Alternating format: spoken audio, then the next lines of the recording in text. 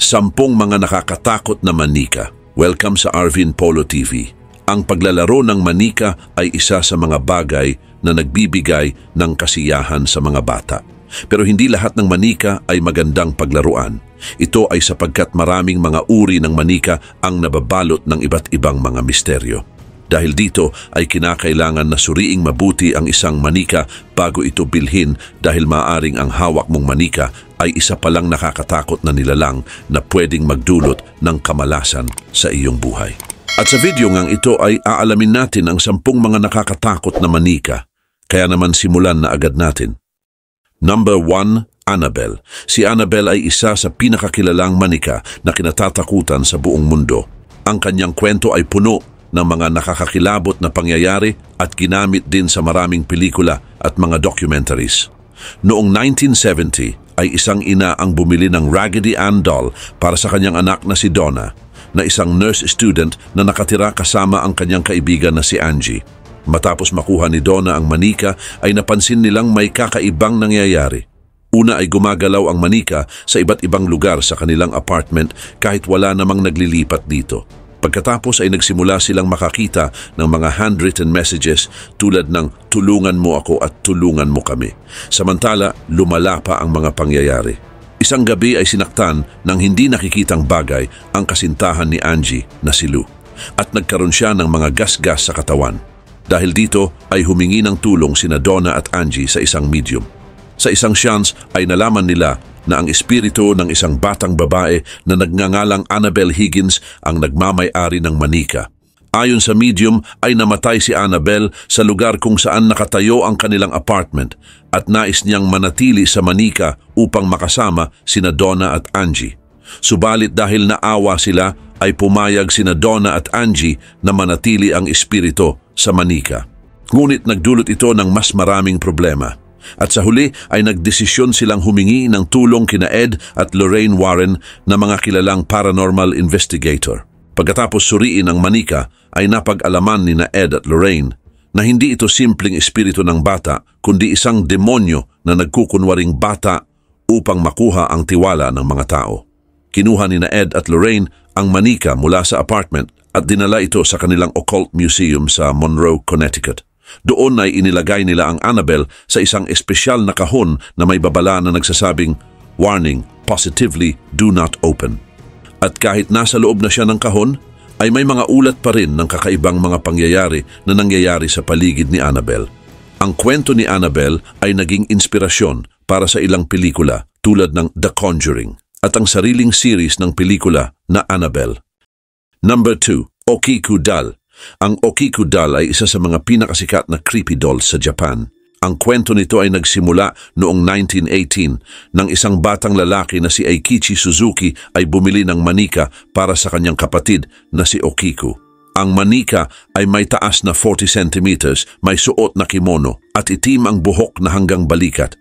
Ito ay simpleng laruan lamang na may layuning magbigay ng kasiyahan kay Okiku. Ngunit sa kasamaang palad ay namatay si Okiku sa edad na 3 years old dahil sa trangkaso. Ang pamilya Suzuki ay naglagay ng manika sa isang altar sa kanilang bahay bilang alaala kay Okiku. Pero hindi nagtagal ay napansin nila na ang buhok ng manika ay humahaba. Noong una ay hindi nila ito pinansin pero habang lumilipas ang panahon ay naging malinaw na ang buhok ng manika at umaabot na hanggang tuhod. Naniniwala ang pamilya Suzuki na ang kaluluwa ni Okiku ay nasa manika na. Dahil dito ay naging sentro ng atensyon ang manika sa pamilya at sa kanilang komunidad. Maraming tao ang pumupunta sa kanilang bahay para makita ang manika at ang kakaibang buhok nito. Noong 1938, nang lumipat ang pamilya Suzuki, ay iniwan nila ang manika sa Maninji Temple sa Iwamizawa City, Hokkaido. Ang mga monk sa templo ang nag-alaga sa Okiku doll at patuloy na binabantayan ang paglaki ng buhok nito. Sinuri ng mga eksperto ang buhok at natuklasan na ito ay tunay na buhok ng tao. Kaugnay din nito, maraming idea ang lumitaw para ipaliwanag ang misteryo ng Okiku doll. Ang ilan ay naniniwala na ito ay dahil sa espiritu ni Okiku na hindi pa matahimik. Ang iba naman ay nagsasabing ang manika ay may kakaibang kapangyarihan. May mga nagsasabi rin na ito ay isang panloloko o simpleng illusion lamang. Pero kahit anong paliwanag, ay hindi maitatanggi na ang Okikudal ay isa sa pinakasikat at nakakatakot na manika sa Japan. At hanggang ngayon ay makikita pa rin ang Okikudal sa Manenji Temple at patuloy na tumutubo ang buhok nito. Regular namang ginugupit ng mga monk ang buhok ng manika bilang bahagi ng kanilang tradisyon at paggalang sa alaala ni Okiku. Ang manika ay naging simbolo ng mga kwento ng kababalaghan at isang pangunahing atraksyon sa templo na dinarayo ng mga turista at researchers mula sa iba't ibang panig ng mundo.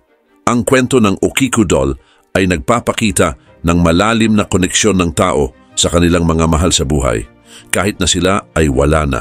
Ito rin ay paalala sa atin tungkol sa mga bagay na hindi natin lubos na nauunawaan. Number 3, Leta Me Out. Si Leta Me Out ay itinuturing na isa sa pinakanakakatakot na manika sa buong mundo. Natagpuan ito noong 1972 ni Kerry Walton na isang taga Wagga Wagga, Australia, sa isang abandonadong bahay sa New South Wales. Nangyari ito nang bumalik si Kerry sa kanyang bayan matapos mamatay ang kanyang lola. Gusto niyang harapin ang takot niya sa mga haunted na lugar at mag-ipon ng mga kakaibang bagay. Ang manika ay may kakaibang hitsura na talaga namang nakakakaba. Ang mukha ni Leta ay gawa sa kahoy na may detalyadong ukit na parang totoong tao. Ang mga mata nito ay tila buhay at parang sumusunod sa galaw ng mga tao. Ang mga damit nito ay mukhang luma at sinauna, na parang mula pa noong 19th century.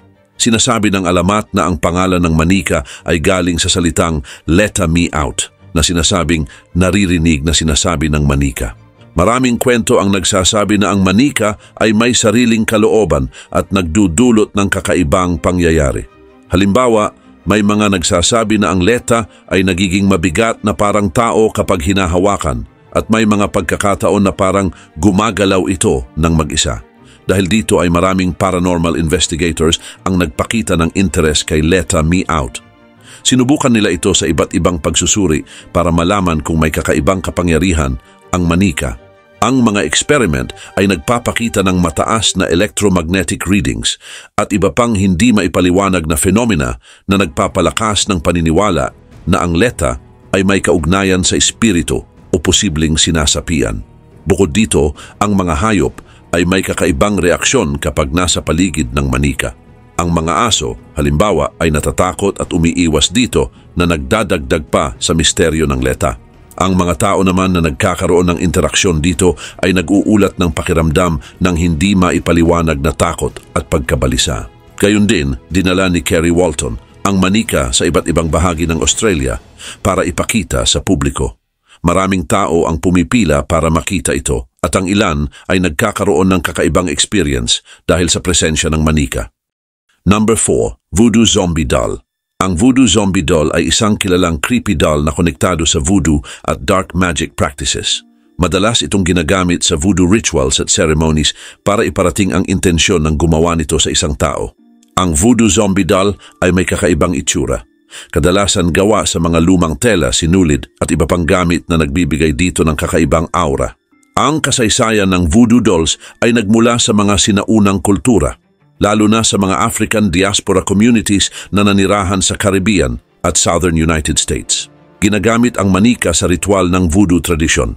Ang mga ritual na ito ay maaaring may layunin na pagpapagaling, magprotekta, o kaya naman ay may masamang intensyon gaya ng pagsumpa o pananakit.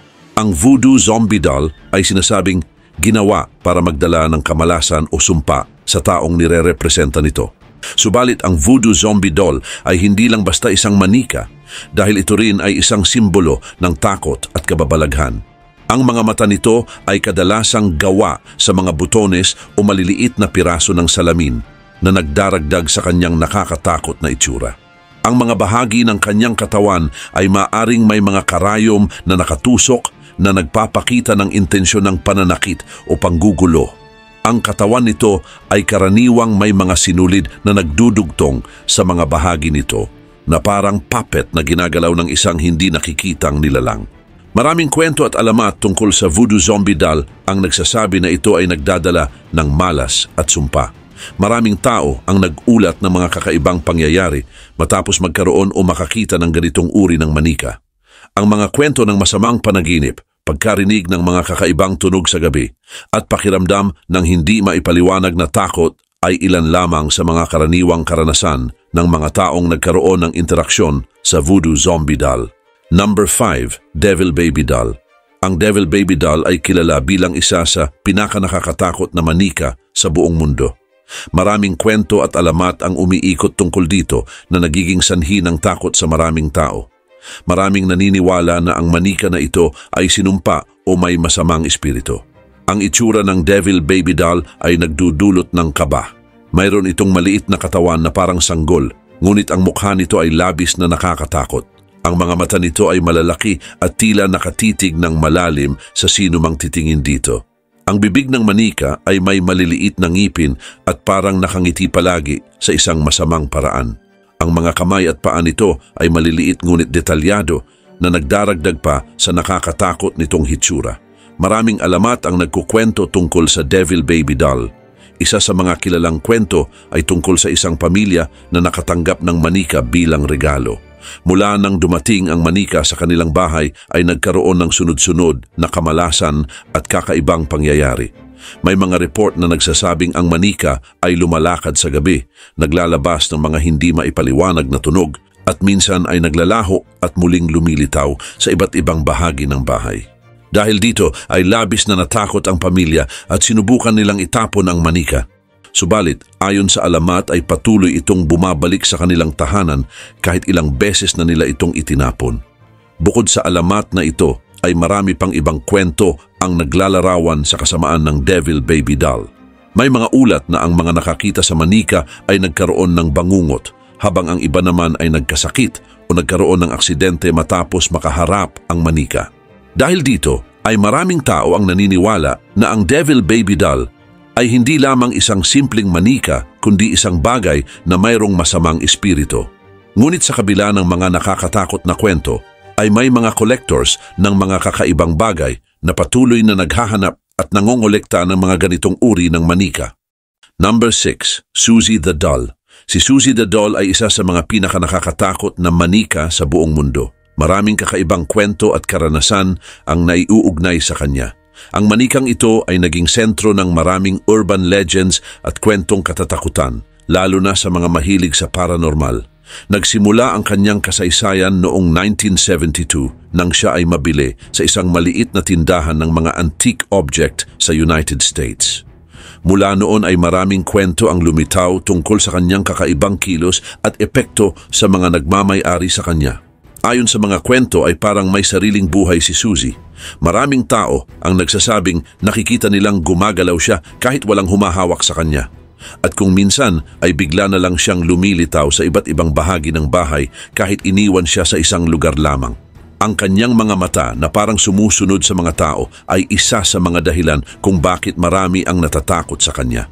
Kaugnay nito, isa sa mga kilalang kwento tungkol kay Susie ay ang karanasan ng isang pamilya na bumili sa kanya bilang regalo para sa kanilang anak. Noong una ay tila isang ordinaryong manika lang si Susie. Pero kalaunan ay nagsimulang magpakita ng kakaibang ugali ang kanilang anak na nagsasabing kinakausap siya ni Susie tuwing gabi. Noong una ay hindi naniniwala ang mga magulang, pero kalaunan ay nakaranas din sila ng mga kakaibang bagay sa kanilang bahay. Nawawala ang mga gamit, may naririnig silang tunog na parang may naglalakad at biglang namamatay ang mga ilaw. At nang alisin nila si Susie mula sa kanilang bahay ay bumalik sa normal ang kanilang buhay. Maraming eksperto sa paranormal ang nag-aral kay Susie pero wala ni isa ang nakapagbigay ng malinaw na paliwanag tungkol sa kanyang kakaibang katangian. May mga nagsasabing posibleng may espiritu ng bata na sumanib sa manika, habang ang iba naman ay naniniwalang isa itong demonyo na nagkatawang manika. Anuman ang totoo ay hindi maikakaila na patuloy na nagbibigay ng takot si Susie sa sinumang makakita sa kanya. Subalit sa kabila ng kanyang kasikatan bilang isang nakakatakot na manika, ay mayroon pa ring mga tao na interesado kay Susie. Number 7, Charlie the Haunted Doll. Si Charlie the Haunted Doll ay isang kilalang nakakatakot na manika na nababalot ng maraming misteryo. Natagpuan siya noong 1968 sa attic ng isang lumang bahay sa Pennsylvania. Ang bahay na iyon ay may mahabang kasaysayan pero walang nakakaalam kung paano napunta doon si Charlie. Sa unang tingin ay mukha siyang ordinaryong manika na gawa sa tela at mayroong mga detalye na parang ginawa ng kamay. Pero kahit simple lang ang kanyang itsura, ay mayroon siyang kakaibang aura na talaga namang nakakakilabot. Ayon sa kwento, ang unang pamilyang nakakita kay Charlie ay nakaramdam ng malamig na hangin at parang may mga matang nagmamasid sa kanila. Sinasabi rin na may naririnig silang boses mula sa kanya kahit wala siyang battery o anumang mechanism. Samantala, simula nang madiskubre siya ay marami ng kakaibang pangyayari ang nangyari sa paligid ni Charlie. Ayon sa mga kwento ay ilang beses siyang nakita sa iba't ibang lugar sa bahay kahit iniwan siya sa isang partikular na lugar lamang. Minsan nawawala siya ng ilang araw at biglang lilitaw sa isang sulok ng bahay. Ang mga nakakita sa kanya ay nakakaramdam ng takot. Ang mga alagang hayop tulad ng mga pusa at aso ay takot na takot sa kanya at ayaw ding lumapit. Maraming teorya tungkol sa kung sino ang espiritong nasa loob ni Charlie. Ang iba ay nagsasabi na ito ay kaluluwa ng isang batang namatay at nagpapakita ng presensya sa pamamagitan ng manika. May nagsasabi rin na ginamit ang manika sa isang magical ritual o isinumpa kung kaya't hindi mapakali ang kaluluwang nasa loob. Kaugnay nito, isang paranormal investigator ang nagsuri kay Charlie at sinabing may naramdaman siyang presensya ng isang batang naglalaro. Pero may lungkot at galit na nararamdaman. Maraming beses na sinubukan ng mga eksperto at paranormal investigators na alamin ang kwento ni Charlie. Gumamit sila ng iba't ibang technology tulad ng electronic voice phenomena recorders at infrared cameras para mahuli ang anumang paranormal activities. Number 8. Mandy the Doll. Si Mandy the Doll ay isang porcelain doll na kilala bilang creepiest doll sa Quesnel Museum sa British Columbia, Canada. Ginawa siya noong huling bahagi ng 19th century at dinala sa museum noong 1991. Isang babae ang nag-donate nito dahil nakakaranas siya ng mga kakaibang pangyayari sa kanilang bahay matapos matagpuan si Mandy. Ang hitsura ni Mandy ay nakakatakot. May basag ang kanyang mukha na tila malungkot at galit. Luma at kupas na rin ang kanyang damit na lalong nagpapakita ng kanyang nakakatakot na anyo. Parang sumusunod ang kanyang mga mata sa mga tao na nagdudulot ng takot sa sino mang makakita sa kanya. Ayon sa nag-donate, ay madalas niyang marinig ang pag-iyak ng sanggol mula sa basement kung saan nakalagay si Mandy. Ngunit kapag tiningnan niya, ay si Mandy lang naman ang nandoon. Dahil sa mga kakaibang pangyayari, ay minabuti niyang ibigay ang manika sa museum at umaasa na titigil ang mga hindi maipaliwanag na pangyayari sa kanilang bahay. Ngunit pagdating ni Mandy sa museum ay marami ng kakaibang insidente ang naiulat. Sinabi ng mga tauhan ng museum na may mga bagay na nawawala at lumilitaw sa ibang lugar at bigla na lang nasisira ang mga gamit sa opisina. May mga naririnig ding kakaibang tunog kahit wala namang tao sa paligid. Ang mga bisita naman ay nakaramdam ng malamig na hangin o nakakita ng mga anino malapit kay Mandy. Naniniwala ang mga tauhan ng museum na may kaluluwa ng batang babae na natrap sa loob ng manika. Ayon pa sa ilang psychic at paranormal investigators na bumisita, ay may kakaibang energy si Mandy na parang may kaluluwa nga ng bata. At kahit nakakatakot, si Mandy ay naging atraksyon sa Quesnel Museum. Maraming tao ang pumupunta para makita siya kahit natatakot ang iba. Ang kanyang presensya ay nagdudulot ng takot, pagkamangha at curiosity. Ang mga kwento tungkol kay Mandy ay naging bahagi ng alamat at patuloy na nagdudulot ng interes sa mga mahilig sa paranormal. Karagdagan pa, patuloy na pinag-aaralan ng mga eksperto ang mga kakaibang pangyayari na nauugnay kay Mandy. Number 9. Peggy the Doll. Si Peggy the Doll ay isa sa pinakanakakatakot na manika sa mundo na kilala sa mga kakaibang karanasan na dinudulot niya sa mga tao. Nagsimula ang kanyang kwento nang makuha siya ni Jane Harris, na isang paranormal investigator mula sa England. Ang dating owner ni Peggy ay nagsabi na nagdudulot ito ng mga kakaibang pangyayari sa kanilang bahay tulad ng paglitaw ng mga multo at biglaang sakit ng katawan. Dahil dito ay ibinigay niya si Peggy kay Harris para alamin ang dahilan ng mga kakaibang pangyayari. Si Peggy ay isang simpleng manika na may blue na mata at blonde na buhok, pero ang presensya niya ay nakakakilabot. At pagkatapos makuha ni Harris si Peggy, ay nagsimula itong magdulot ng iba't ibang experience sa mga tao sa internet. Nagbahagi si Harris ng mga larawan at video ni Peggy sa social media at YouTube. Maraming tao ang nagulat ng kakaibang karanasan matapos makita ang kanyang larawan. Ang mga sintomas na iniulat ay pagkahilo, pananakit ng ulo, hirap sa paghinga at matinding takot. May mga nagsabi pa na nakaramdam sila ng malamig na presensya o nakarinig ng kakaibang tunog matapos makita si Peggy sa online. At upang malaman ang higit patungkol kay Peggy ay nagsagawa si Harris ng mga session gamit ang mga modern equipments at traditional methods tulad ng spiritism. Sa mga session na ito ay nalaman na tila konektado si Peggy sa isang babaeng nagngangalan ding Peggy na namatay noong 1946 dahil sa matinding hika. Sinasabi ng mga spiritist na nakipag-ugnayan sa Manika na ang espiritu ng babaeng ito ay nasa Manika, kung kaya't nagkakaroon ng kakaibang mga pangyayari sa paligid nito. Samantala, hindi lang sa internet nagdudulot ng takot si Peggy. Dahil kapag dinadala siya sa iba't ibang paranormal exhibit at pag-aaral, ay gumagawa siya ng kakaibang activity. Ang mga taong nasa paligid niya ay nakakaranas ng biglaang pagsakit ng katawan, pagkawala ng kuryente, at pagkakaroon ng hindi maipaliwanag na tunog. Minsan, ang mga kagamitan sa paranormal investigation tulad ng mga EMF meter ay nagiging sobrang aktibo kapag malapit si Peggy. Dahil sa mga kwento tungkol kay Peggy ay maraming tao ang naging interesado sa mga manika na posibleng may espiritu. Number 10. Robert the Doll. Si Robert the Doll ay isa sa pinakakilala at nakakatakot na manika sa buong mundo. Mayroon itong misteryosong kasaysayan na nagdudulot ng takot sa marami, lalo na sa mga mahilig sa paranormal stories. Si Robert ay gawa sa tela at nilagyan ng straw at ito ay may taas na halos 40 inches. Ang kanyang mga mata ay parang black grain at siya ay karaniwang nakasuot ng damit ng isang mariner. Ang kakaibang itsura niya ay agad na nagbibigay ng takot sa mga nakakakita dito. Ang manika ay unang pagmamay-ari ni Robert Eugene Otto na kilala bilang Gene.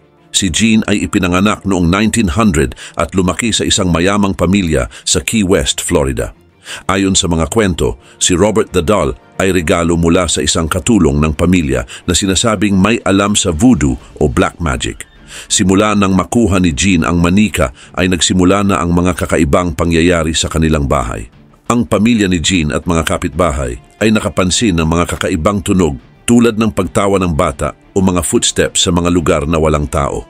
May mga ulat din na gumagalaw si Robert mula sa isang kwarto patungo sa iba nang walang nakakakita. Minsan ay maririnig din si Gene na parang may kausap sa kanyang kwarto at ang boses na sumasagot ay malamig at kakaiba. Habang lumalaki si Gene ay naging bahagi ng kanyang buhay si Robert the Doll. At kahit naging kilalang painter si Gene at bumalik sa kanilang bahay matapos mag-aral sa Europe, ay nanatili si Robert na isang mahalagang pag-aari niya. Si Gene ay nagpatayo pa ng isang espesyal na kwarto para kay Robert sa kanilang bahay, na mayroong mga kagamitan at furniture na akma sa laki ng manika. Ipinapakita nito na parang itinuring ni Gene si Robert na tunay na tao. Subalit nang mamatay si Gene noong 1974, ang kanilang bahay ay binili ng bagong pamilya at dito nagsimula ang mas maraming nakakatakot na kwento tungkol kay Robert. Ang mga bagong owners ay nakaranas ng mga kakaibang pangyayari katulad ng mga naranasan ng pamilya ni Gene. Kusang gumagalaw ang mga kasangkapan sa bahay at parang sinusuri ni Robert ang mga tao. Dahil dito ay isinorender ng bagong owner si Robert sa Fort East Martello Museum sa Key West. Sa museum, si Robert the Doll ay naging pangunahing exhibit at patuloy na nagbibigay ng takot at kaba sa mga bisita. May mga ulat na nagkakaroon ng malas o hindi magandang karanasan ang mga bumisita kay Robert at hindi nagpapakita ng paggalang sa kanya. Gayon din, maraming tao ang nagpapadala ng mga sulat sa museum at humihingi ng tawad kay Robert at nagdarasal na mawala ang malas na kanilang naranasan matapos ang kanilang pagbisita. Ang mga sulat na ito ay nakadisplay sa tabi ni Robert bilang warning para sa iba.